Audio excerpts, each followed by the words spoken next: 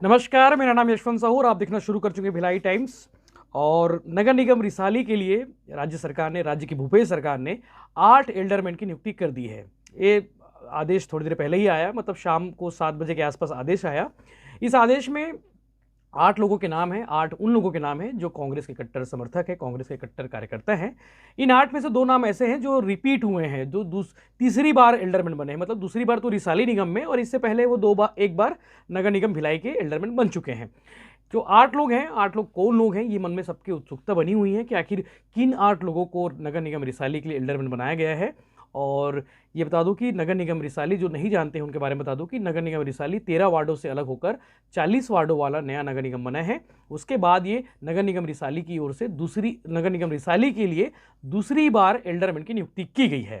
तो वो 8 लोग कौन लोग हैं, सबके मन में एक सवाल तो है, मेरे मन में सवाल था, तो मैंने आप सबके लिए इनके बारे में डिटेल निकाला कि जो है 8 लोग कौन हैं, किन 8 लोगों को एल्डरमैन बनाया गया है। एल्डरमैन मतलब नामांकित पार्षद।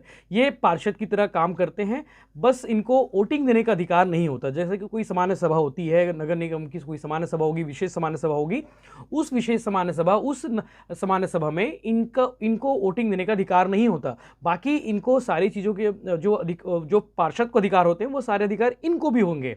ये अपनी फंड निधि खर्च कर सकेंगे, ये अनुशंसा कर सकते हैं, वो सब कुछ जो पार्षद कर सकते हैं। ये अपने वार्ड में, ये निगम क्षेत्र के किसी भी वार्ड में घूम सकते हैं, निरीक्षण कर सकते हैं किसी भी विकास कार्यों का। तो सबसे पहले नाम आता है संगीता सिंह। उनके पति हैं श्री नागेश्वर सिंह जी, और वार्ड नंबर 32 नेवई भाटा की रहने वाली है। संगीता सिंह के बारे में बता दूं कि संगीता सिंह तीसरी बार किसी निगम में एल्डरमैन बन रही है। इससे पहले भिलाई निगम में, और ठीक इससे पहले रिसाली, और फिर दूसरी बार रिसाली निगम की एल्डरमैन बन गई है। अगर ये बोल सकते हैं कि तीसरी बार एल्डरमैन बनने का मौका संगीता सिंह को मिला है, और वो नेवई भाटा की रहने वाली है, और कांग्रेस की कद्दावर महिला नेत्री है। तरुण कुमार बंजारे दूसरा नाम है एल्डरमैन की लिस्ट में, वार्ड नंबर 35 यानी कि ढूंढेरा के रहने वाले हैं।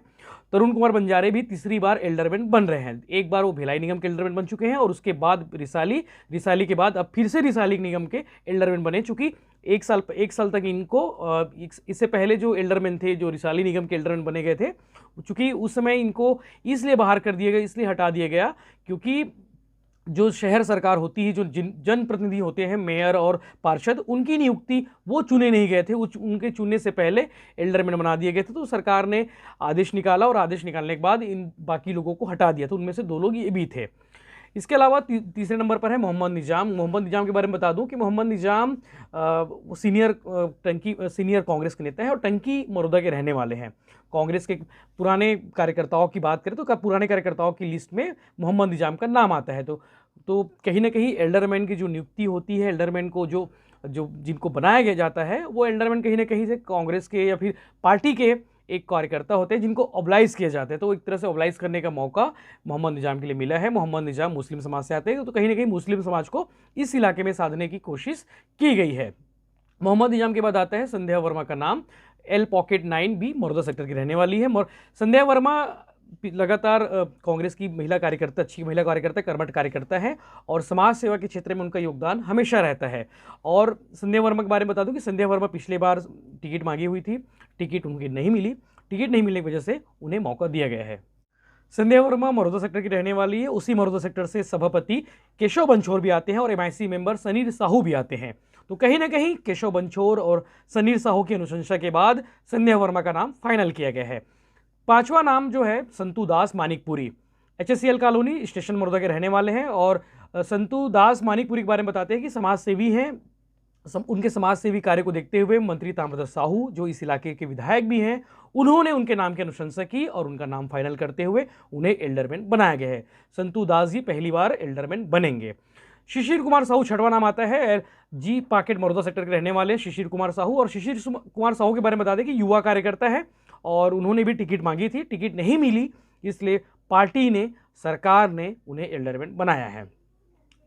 शिशिर साहू के बाद आता है नाम अजीत कुमार यादव। अजीत कुमार यादव जो है युवा कांग्रेस विधानसभा दुर्ग ग्रामीण के चुनाव लड़े हैं, अध्यक्ष के लिए चुनाव लड़ा है उन्होंने, और अध्यक्ष के चुनाव लड़ने के बाद उन्हें अभी एल्डरमैन पार्टी ने बनाया है।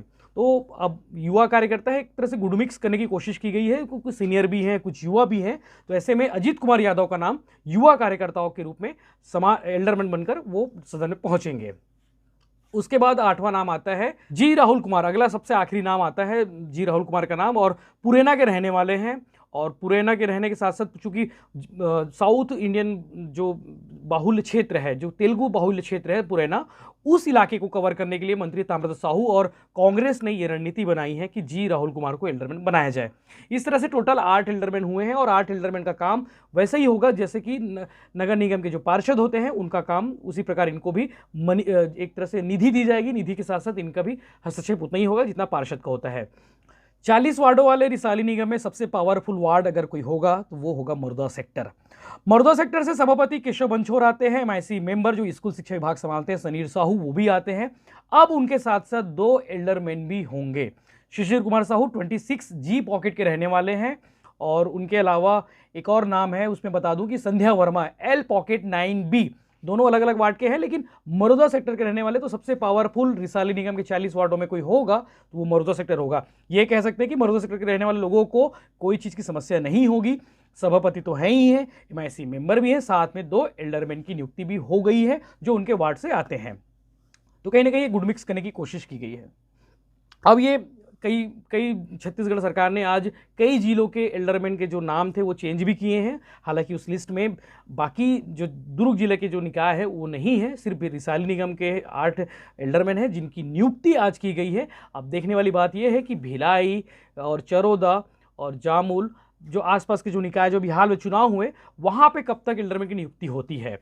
ये जो 8 नाम हैं, 8 नाम के पीछे एक रीज़न भी है कि कहीं ना कहीं सामाजिक गठबंधन, समाज को साधना, युवाओं को साधना, महिलाओं को साधना, कहीं ना कहीं मंत्री ताम्रध्वज साहू ने एक तरह से इनके नाम, इन 8 को फाइनल करके मैसेज भी दिया है।